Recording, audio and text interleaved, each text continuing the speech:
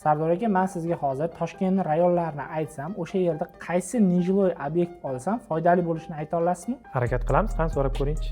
Yunusobod. Yunusobodda klinika va savdo markazlari olish boshqa rayonlarga nisbatan foydaliroq. Yakkasaroy.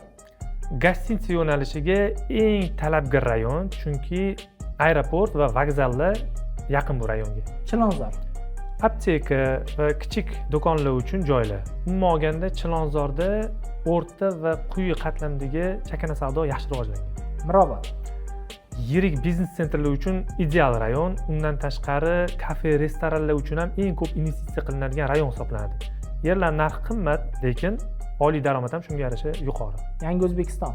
Bu joydan yer olib, xohlagan biznesingizda foydalansangiz bo'ladi, chunki kelajakda har bir soha bu rayonda rivojlanishi aniq. Yana qaysi tumanda nejiloy olib foyda ko'rsa bo'ladi deb o'ylaysiz? Kommentariyada fikringizni yozib qoldiring.